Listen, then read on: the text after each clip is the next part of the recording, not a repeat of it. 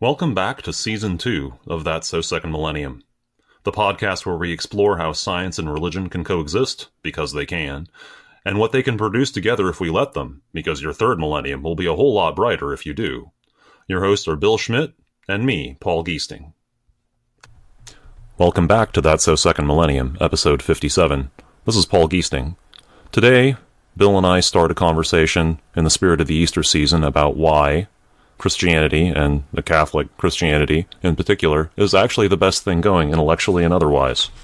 So today we focus on the intellectual. We start with some consideration of the fact that Western society has thrown so much away and is in the process, well, it's continuing. It's gone a long way through the process. It doesn't actually have that much further to go, but it is trying to throw away the entire tradition that gave birth to such things as science, for example. So we spend some time discussing the connections between scholasticism and science.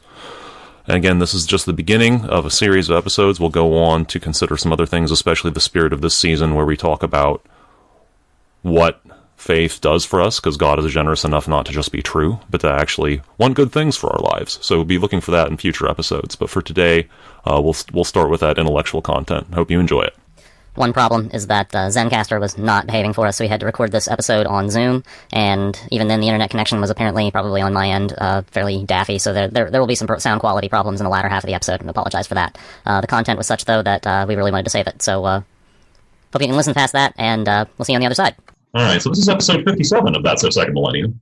So, the idea I pitched to Bill was that this episode was going to be about Paul and hopefully Bill joining in on venting our frustration at Western society, and especially for our fellow Catholics for being so disillusioned and disinterested in the splendor of their intellectual and aesthetic tradition, as well as the sheer fact that we've got the best thing going in terms of an interpretation of reality. Right. I tried to paraphrase our Lord and Savior by saying, "Oh, how slow of heart we are to believe all that has been revealed to us." Yep. So I have just been, of course, I do a lot of, it's partly research for this podcast, and of course it's partly simply, I like podcasts because I do a lot of driving around, unfortunately, these days, and I do a lot of running and exercising, and it's nice to have the audio going in the background. It's one of the great things about podcasts. That's right. And so I've caught some really good interviews. There's a fellow named Pat Flynn who does a great podcast, and he's had Father Spitzer on a couple of times. I believe he's had Ed Feser on a couple of times. And just, caught the absolute right, Father Spitzer, just, just machine gunning out all the reasons why the Catholic faith is the best thing going, and right. Christianity is the best thing going. As far as an interpretation of the entire physical universe, it has a creator. It wanted us to come to exist. That is just the easiest explanation for things, and everything else. I mean, it gets back to this. I can't help but see it as a major, I don't hear it phrased exactly this way in the wider culture, but it just strikes me as that Western culture is fixated on punishing Christianity for the hypocrisy of generations gone by. And that's grown over the past 5 centuries, and it has mushroomed and metastasized, and it's taken over Western culture. And it's a complete waste, because we have an excellent, excellent intellectual tradition that we might as well actually live in contact with and knowledge of. Yes. Whereas we're fixated on throwing it all away. We have to do it all over again and imagine that the generations before us knew nothing about it. Right. You're reminding me, did you wind up being able to watch that video of a talk given at the Center for Ethics and Culture annual conference? It was the Irish journalist. Yeah. It was a double bill, and the first guy, I believe, was he from Oklahoma? Yeah, something like that. And then the Irish journalist. And he gave just a wonderful, poignant talk about he really did see how his fellow Irishmen really were in complete rejection of their past. Yeah. Ireland being the latest and most terrible example of that. Yeah, I'm sorry, go on. No, it was just that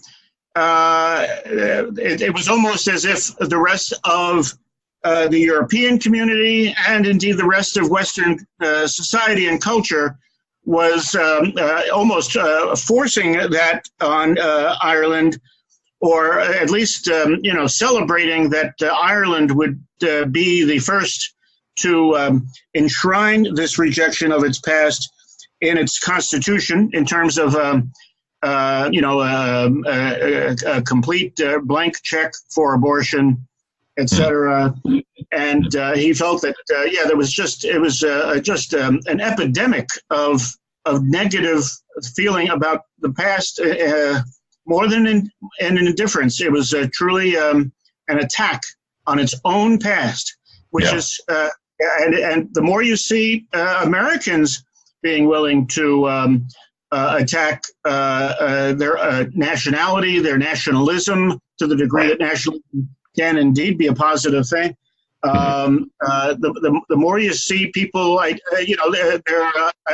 they're attacking their own identities, they're attacking their own history, and it really is a kind of suicidal tendency. Yeah, and that's the thing. And of course, the situation in Ireland can't help but have been, there is absolutely, and I tend to forget about the external pressure to conform coming from their betters in Europe, in Britain, wherever, intellectual colonialism, if you will. But there's also, but there is also the internal. I mean, there is the drama of clericalism is too vague a term, but there has been, there have been. The institutional church in Ireland was one of the last places where that was still a thing, and anything like how it had existed in previous centuries, and it grew complacent and abused its position and has created enormous scandal that then opens the gates for these external forces to run rampant and win the hearts and souls of people. And, and then once that enemy is inside the gates, I mean, just the relentless pressure of contemporary Western culture that's got to, and sort of I'm familiar with it, it's American flavors, and I should be cautious about how much I attribute it to, what things are like in Germany, what things are like in Italy, or for that matter, what things are like in Argentina or Brazil. But just, we've got to keep hammering away on these certain ideological points, and that aren't frankly all that enlightened, and certainly aren't tested. They're certainly not tested. They become, they rapidly, the creation of new dogmas, among progressives is astounding to watch. It is, isn't it? Yeah. Everything from, that clearly the Electoral College has never worked, so it has to be replaced. Clearly, the 9 Supreme Court has to be modified. Clearly socialism needs to be tried now, because it's every speech with almost every night's news cycle. Some new dogma is being proposed, and it's often in the name of, well, we shouldn't have any dogmas. But here's one I'd like to throw out. Right? Yeah. Typically. Yeah. People aren't thinking things through. But go on. I really liked your list, and continue that with. I mean, the fact that progressivism has come, it worships science in a way, especially if it's talking about climate change, which is, that's, that we have. I come back to, we have 25% more carbon dioxide in the atmosphere. We know that. We can measure that.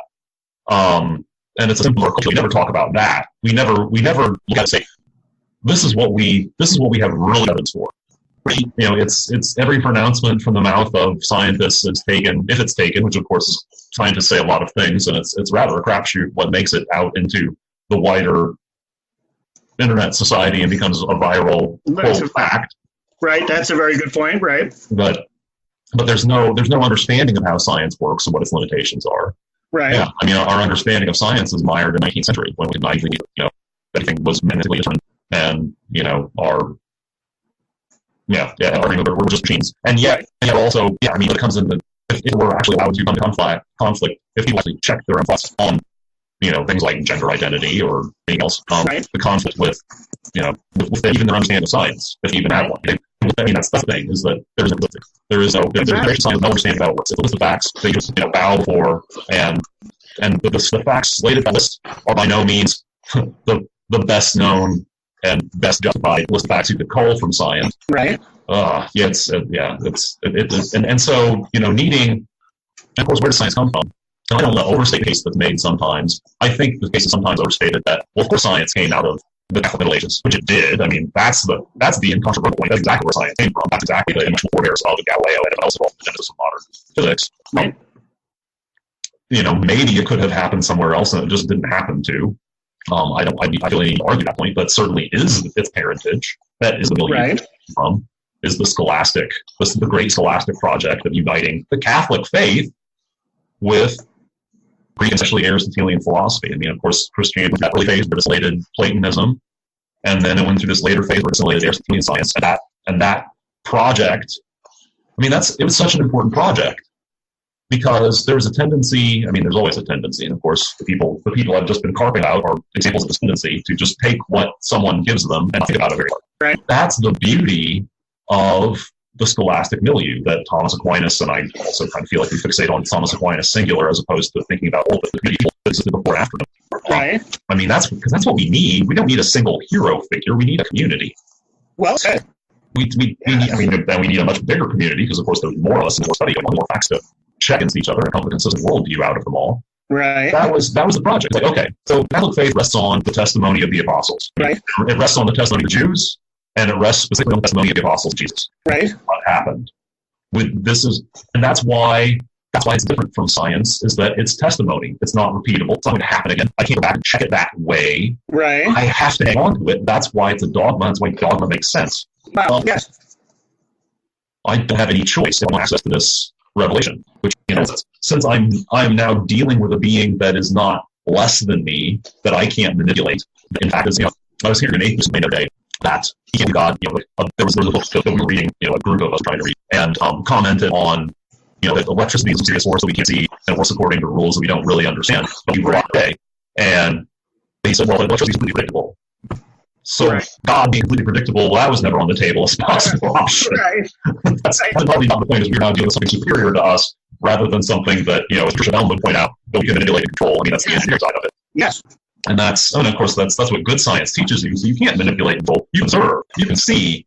And of course, we're dealing with God and historical lens, like all wrapped up in history. Right. And you have to accept that. And that's not completely alien to science because we take the evidence of Halley saw this comet in the 17th century at this time. Right. That's not repeatable. Well, we have to write it down, and we have to trust it was close enough correctly. We can't do and should think about it, how reliable that testimony was. Right. But that's why we have dogma. And so to come back to Thomas Aquinas, he is the inheritor of faith, scripture and tradition, then codes. And code's probably not the right word here, but it carries this dogma. It carries this witness that it can't be changed out of any way. Right. Cursed be he who adds to this book. Cursed be he who takes away the book. It says Revelation. I think it's also somewhere else, maybe Daniel. Oh, I'm going to remember that one. That's very good. That's right. Yeah, it's easy to find. It's the very last page of your Bible of the actual text. Wow. Well, I'm glad that the Bible has that kind of last teaching for us. Yes. Yeah. The Spirit and the bride say, come, and cursed be he who takes away from the book, because God will add all the punishments to him or take away his share in the kingdom of heaven. So okay. Again, Thomas Aquinas. Sorry about it. Thomas Aquinas has these standards, and they're I think it's enough emphasis that there are dogmas. I bet you counted them out, there are 500 of them. Mm-hmm. Depending on if you're a lumper or a splitter. And that's it. There's the entire rest of human experience and the physical universe that we inhabit that is not bound up, not overly constrained by those dogmas. Right. And the idea that the Catholic faith is this great, there are certainly people who use it that way. Yes. And God love the Catholic answers people, but they cross that line sometimes. Yeah, there's a sense that the only thing about Catholicism is the rules, and that let's look wherever we can for every possible rule for every situation. That's really how the Pharisees and the Sadducees worked. Am I right? Then there's that. Yeah. But I mean, and the sense that we know all the rules already, and there will never be any more, and so there's no need to learn anything. Right. The idea that we won't learn any more about how to actually organize governments in a more just fashion, but we won't learn any more about psychology and how to, be more effective human beings in the world. within the constraints of the dogmas, there's an awful. I mean, it's like Chesterton talks about. It's a scaffolding. Right. It's an anchor that keeps you. If you liken it to the middle of a lake, this anchor and this chain keep off the shoals over here. Yes. I like even more the image of it being the foundation and the scaffolding of a building. You can build a lot of buildings around that. Yes. But Aquinas is the inheritor of this tradition. It's not really constrained tradition, but it's claims. For example, the universe had a beginning. Right. Which the actually Indian, which, we talk about Indo-European languages, and at some point in the last year hit me, oh, yeah, the Greek gods and the early Hindu gods actually probably were a lot similar, weren't they? That makes sense, doesn't it? And in fact, they have the same belief in eternal cycles. You read Plato about, people being born and reborn, and, it sounds very Hindu. It's not surprising. And so Aristotle believed that the world was infinite in time, although it couldn't be infinite in level causation. That's an interesting point of debate, because I think a lot of people still take that, because Thomas Aquinas, they take it must be true. I think Bob Spitzer in his book about universe, the existence of God, writes a mathematical work that sort of actually draws that into question, whether we really could have a negative infinity, whether there really could be such a thing as, you can just go as far as you want to. That's not necessarily a mathematically well-defined concept. But in any case, Thomas Aquinas looked at Aristotle, and he knew there were certain things that would have, first of all, there were things that have to be, edited, revised in order to be brought into this tradition. Right. And that project is actually excellent practice for science, because we're being constrained by the observations. Jupiter is here. It's not 30 minutes away from here tonight, which is what I calculated based on, this particular flavor of a cycle of this magnitude. I must not be right. I have to change it. Right. And, yeah. Yeah. Well, and then, of course, what the scholastics did in States, you can see any article of Thomas Aquinas going up. He's continually trying to find the best explanation between different people's conflicting explanations. He's not taking it all, rolling it up in this big syncretic illogical mass, which is a great human failing, because it's just too hard to do the actual thinking. Right. It's just, there's just too much.